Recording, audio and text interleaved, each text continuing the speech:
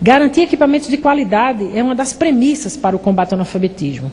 Em Cuba, referência mundial da educação, garantir espaço para salas de aula foi a primeira providência tomada pelo novo governo revolucionário de então. Escola para todos era a palavra de ordem, e até quartéis foram transformados em escolas. Em 1959, Cuba possuía aproximadamente 1 milhão de analfabetos, o equivalente a 27% da população. Um ano depois, utilizando o método Sim, Eu Posso, o índice estava em torno de 3,2%.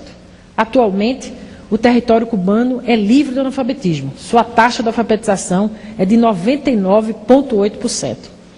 Também a Venezuela foi declarada pela Unesco território livre do analfabetismo. E o padrão de educação está entre os mais altos da América do Sul. Os investimentos em educação naquele país estão na faixa de 8% do PIB. Mas o povo venezuelano também tem protagonismo nessa conquista, chamado pelo governo Chávez, atendeu prontamente. Foram 250 mil voluntários, percorrendo os bairros mais pobres da Venezuela e inserindo os cidadãos no processo educacional, numa bela iniciativa batizada de Missão Robson. Ainda no campo dos países livres do analfabetismo, temos o Uruguai, onde 98% da população está alfabetizada. E as experiências com tecnologia em sala de aula se tornaram um exemplo a ser perseguido por muitos países. Todos esses exemplos têm em comum o convencimento dos governos sobre o caráter transformador, revolucionário e libertador da educação. Também aqui no Brasil, precisamos somar esforços, ampliar as iniciativas do governo federal, multiplicar a participação da sociedade em processos voluntários e fazer um grande mutirão nacional para garantir a todo o povo brasileiro o direito básico de saber ler e escrever. Nós, em Olinda, batizamos uma brigada, era uma brigada com muitos voluntários. Voluntários, como disse antes, estudantes.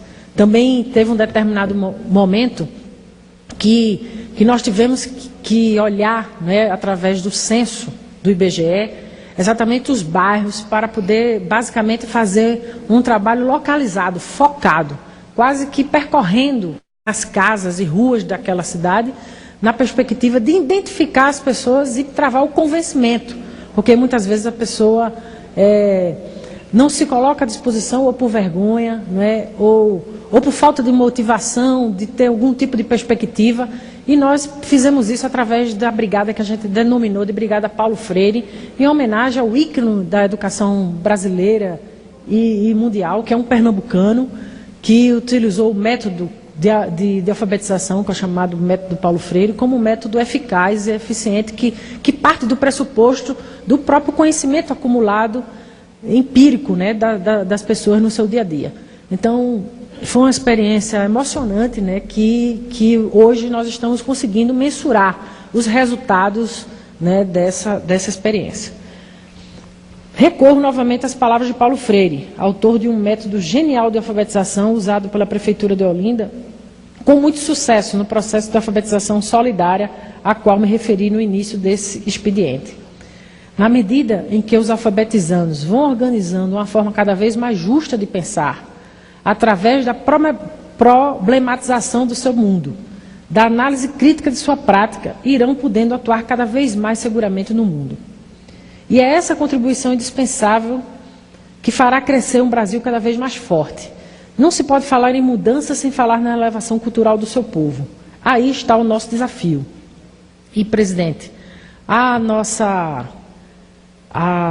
o nosso esforço, né, o esforço que está sendo continuado pelo prefeito Renildo Calheiros, da cidade de Olinda, nessa perspectiva de mobilizar cada vez mais a cidade, porque nós, com 7% hoje só de pessoas fora, né, dos índices, né, de alfabetização, nós podemos, de fato, também nos tornar uma cidade livre do analfabetismo. Estamos muito próximos de alcançar esse patamar. Nós podemos perseguir isso com muita determinação, porque hoje podemos identificar, né, as famílias, as áreas que estão com ainda pessoas sem ler e escrever, para poder incorporar nos programas, no esforço conjunto de toda a cidade, para a gente dar esse salto que vai orgulhar tanto uma cidade que é conhecida exatamente pela sua riqueza cultural, pela sua diversidade, pelo seu casario colonial. É uma cidade que foi a primeira capital brasileira da cultura, a cidade monumento nacional e também patrimônio da humanidade. E nada mais justo que uma cidade que seja patrimônio da humanidade também seja uma cidade livre do analfabetismo.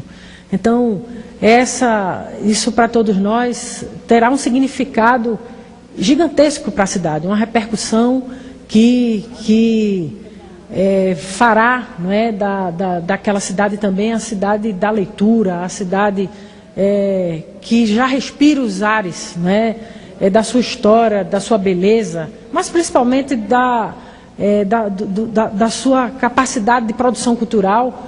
Vai ter um valor agregado gigantesco com essa conquista, não é, para uma cidade que tem um peso, que tem importância nacional, que Olinda tem, por ser marcada por lutas libertárias, e nós vamos, sem dúvida, dar um passo que marcará, né, cada vez mais a construção do seu povo através da alfabetização.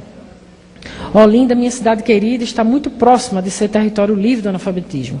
O governo do prefeito Renildo Calheiros dará grande contribuição nesse sentido, dando continuidade não só ao Brasil alfabetizado, mas todas as ações que envolvem desde a educação infantil, mas que o nosso foco principal sempre foi as crianças acima de 15 anos, não é?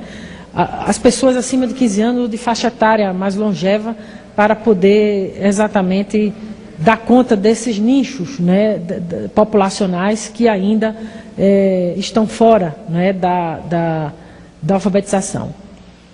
Mas queremos mais, queremos ver todo o Brasil alfabetizado.